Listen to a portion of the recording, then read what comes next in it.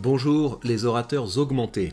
Je me suis dit que ce serait une bonne idée de créer un nouveau format où on va se plonger dans les tendances de fond pour pouvoir anticiper et nous adapter au monde qui vient, tout particulièrement si vous êtes créateur de contenu, si vous avez un business dans le partage des connaissances, si vous êtes formateur en ligne, si vous êtes entrepreneur, c'est un format qui est fait pour vous. On va partir de deux nouvelles, on va tirer un peu les lignes pour voir ce que ça dit du monde qui est en train de se dessiner, et puis ensuite on va parler des solutions et de la manière dont on peut s'adapter à tout ça. La première nouvelle, c'est qu'on commence à avoir des chiffres de l'impact de ChatGPT sur certaines professions, et puis l'autre chose, c'est sur la manière dont l'intelligence artificielle commence à être utilisée, et vous allez voir que ça met à mal le récit qu'on nous a raconté sur les compétences qui allaient être importantes de cultiver dans le monde qui vient. On commence par la première nouvelle. J'ai résumé là dans un billet les points qui étaient importants. Ça vient d'Harvard et ça vient du German Institute for Economic Research.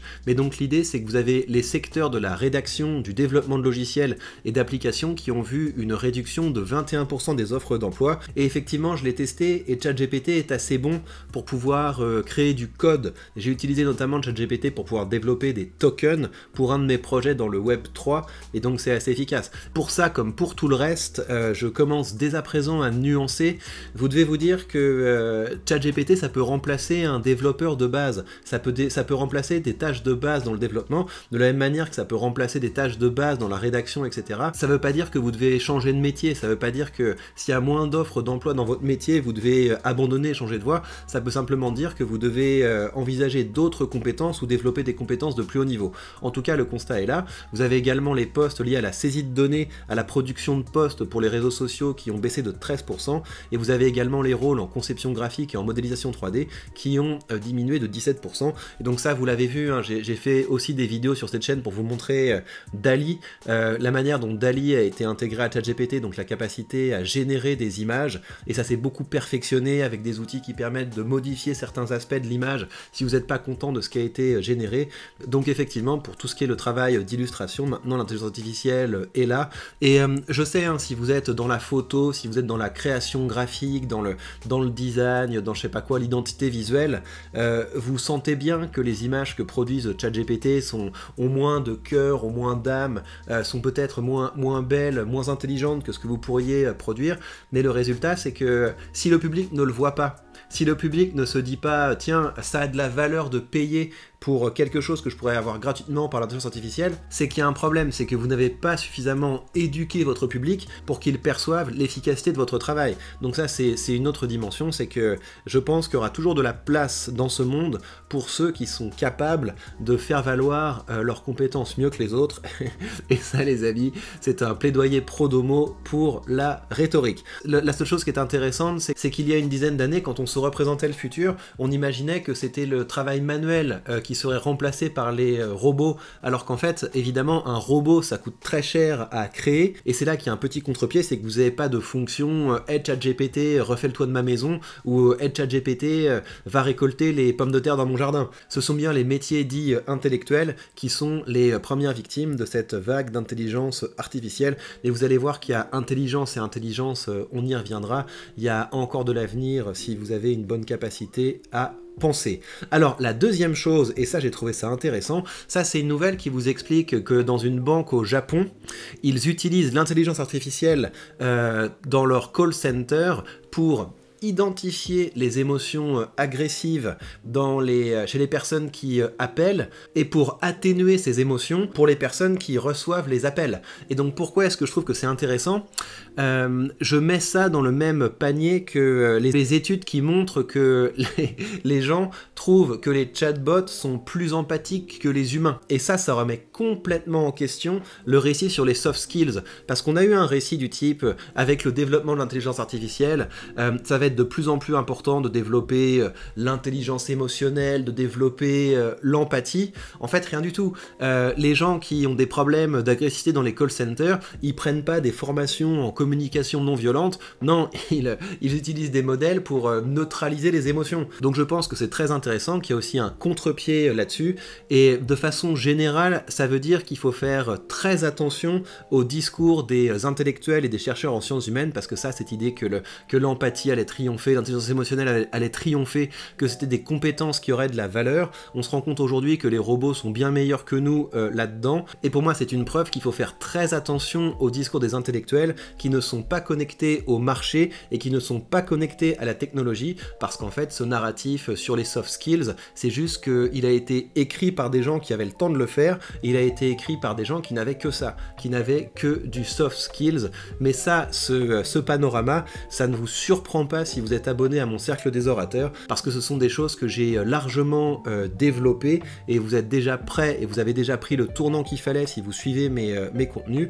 Et donc avant de vous parler dans cette vidéo des solutions que je vois et des pistes que je pense que vous avez intérêt à creuser, je vous rappelle que si vous voulez être préparé pour le monde qui vient, vous pouvez rejoindre mon cercle des orateurs. Je vais vous envoyer une série d'articles qui va beaucoup vous aider à éviter de vous faire avoir par ce grand shift technologique à la fin du mois. Donc abonnez-vous si ce n'est pas encore fait. Et par ailleurs, il y a une autre ressource que je vous conseille. J'ai créé une newsletter qui s'appelle Le Bruit et le Signal, où j'analyse pour vous les dernières tendances. Je crée une newsletter une fois par semaine le samedi, et vous avez ça sur la page Patreon.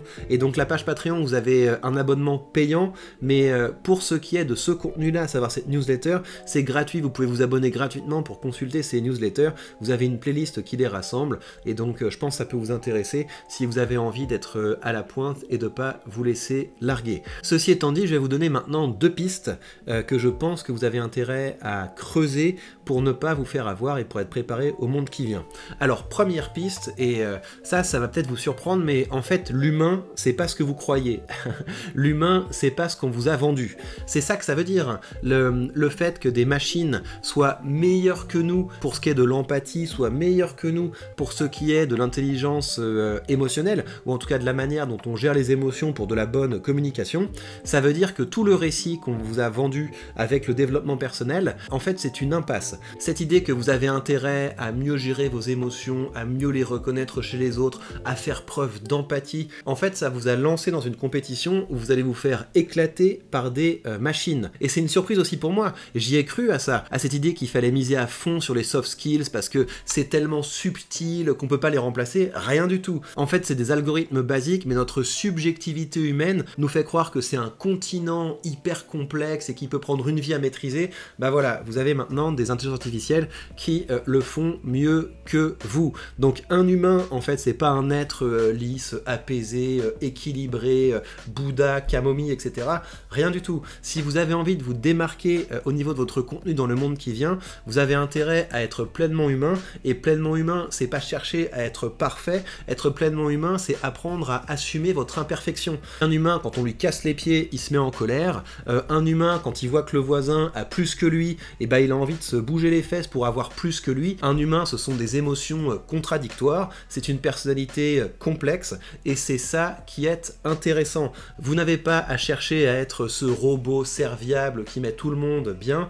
Vous avez intérêt à assumer votre personnalité, intérêt à assumer vos imperfections, et intérêt à assumer ce que ça va déclencher, parce qu'il y a des gens qui ne vont pas apprécier ça, et vous avez sur cette chaîne un format qui s'appelle le drama productif qui vous montre comment je m'occupe des personnes qui n'aiment pas ce que je fais et qui n'aiment pas ma personnalité. Donc pour moi, la clé pour faire du bon contenu, c'est pas de chercher à être l'empathique, bienveillant, etc. Ça veut pas dire que vous devez être un sale personnage, ça veut dire que vous devez assumer qui vous êtes et vous préparer dialectiquement à assumer les conséquences qui ne manqueront pas d'apparaître quand certaines personnes signifieront qu'elles ne vous apprécient pas. Deuxième piste, c'est que vous devez embrasser à fond l'intelligence artificielle. Enfin, pour vous donner mon cas, pour vous donner ma situation, j'ai 3 chaînes YouTube qui marchent pas mal et certaines d'entre elles marchent de mieux en mieux. J'ai 2 entreprises, j'ai 2 projets dans le web 3. À côté de ça, je fais du jardinage, je passe une grande partie de mon temps en vacances, je suis père de famille, je suis également un mari, donc dites-vous que si j'arrive à accomplir tout ça, c'est parce que je délègue beaucoup de mes tâches à l'intelligence artificielle. Mais ce qui est important, c'est d'avoir une relation avec l'intelligence artificielle qui ne vous fait pas régresser. Et pour ça, l'image que vous devez avoir à l'esprit, c'est celle du GPS. Quand on a commencé à avoir Waze dans notre téléphone, vous aviez des discours du type regardez, ça va nous atrophier le cerveau, les conducteurs de taxi londoniens ont un cerveau extrêmement développé, ça va s'atrophier quand les GPS leur mâcheront le travail. En vérité, ce qui se passe, c'est que avant, quand vous n'aviez pas de GPS, vous consacriez une grande partie de votre puissance cognitive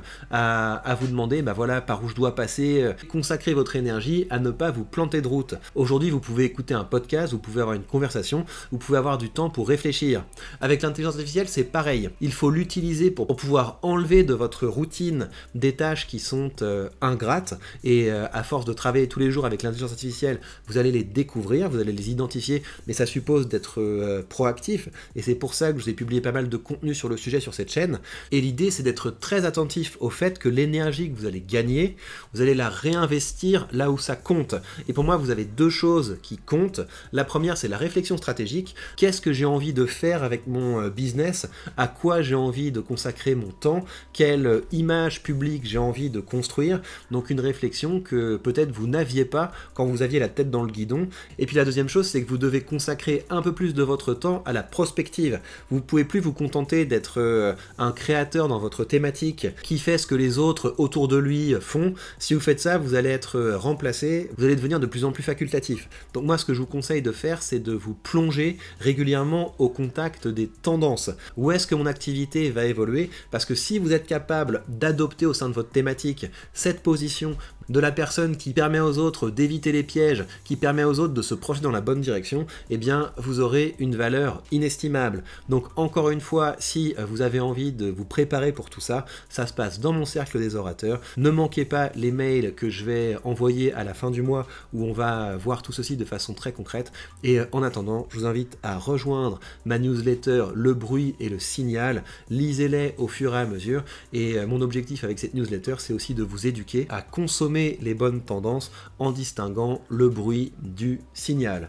Prenez bien soin de vous et on se retrouve très vite sur cette chaîne ou ailleurs pour de prochains contenus.